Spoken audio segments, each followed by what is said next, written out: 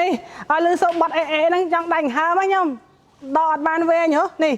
ពណ៌ពងមាន់ស្រែបែបកាប់នេះច្រឡំពងមាន់ស្រែបែបកាប់ស្តាំង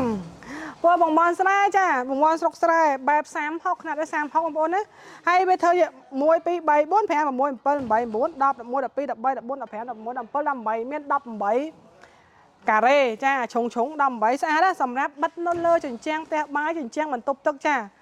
បិទគ្រប់កន្លែងចាឲ្យតែត្រូវការប្រើលើជញ្ជាំងបងប្អូនពួកនេះណាបាតវាគឺដុតឆ្អិនល្អចាបាតសគឺជាប្រភេទដែលដុតឆ្អិនល្អប្រើប្រហែលឆ្នាំក៏អត់តាណាដែរតម្លៃក៏ល្អចាតម្លៃវាខ្លះបន្តិចប៉ុន្តែគុណភាពរាប់ឆ្នាំយើងធ្វើអីក៏ដោយកាលណាធ្វើបានម្ដងឲ្យប្រើរហូតមិនមានងាយមិនងាយមានទេអញ្ចឹងបងប្អូនទិញកាដូនេះហើយ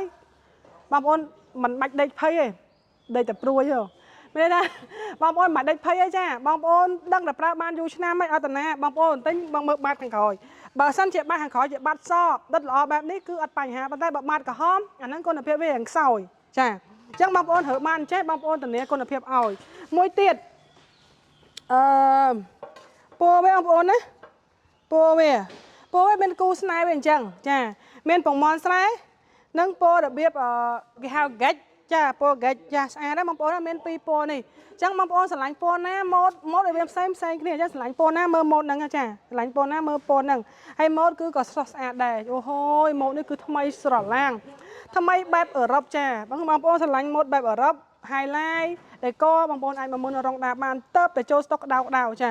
មកភ្លាមគឺបានភ្លាមបើសិនជាក្រមកថាមួយខែមិនមកឬកន្លះខែមិនមកទៀតខ្ញុំបញ្ជាក់ថាក៏នៅតែមានស្តុកដែរបងប្អូនមកមើលបានណាចាអត់បញ្ហារឿងស្តុកទេបងប្អូនអើយឥឡូវសកម្មភាពបងក៏តម្លាក់ញាប់ដៃញាប់ជើងចា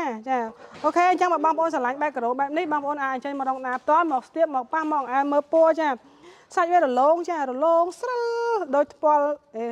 មិនប៉នទៅចាស់ណាប៉ល baby ចាក្មេងៗរលោងភ្លឺដល់កញ្ចក់អញ្ចឹងបងប្អូនណាចង់ផ្លាត់ដូចពេជ្រអញ្ចឹងបើសិនតែបងប្អូនស្រឡាញ់ម៉ូដអស់នេះបងប្អូនអាចចេញមករងដាផ្ទាល់ចាតាមតាក់ទងតាម Facebook ក៏បានតាមលេខទូរស័ព្ទក៏បានលេខទូរស័ព្ទ017718881ចាសាខាបងប្អូនចង់អញ្ជើញទៅសាខាទួលប្រូក៏បានសាខាជ្រោយចង្វាក៏បានដែរអូហូយចង់ថាលោកកាដូ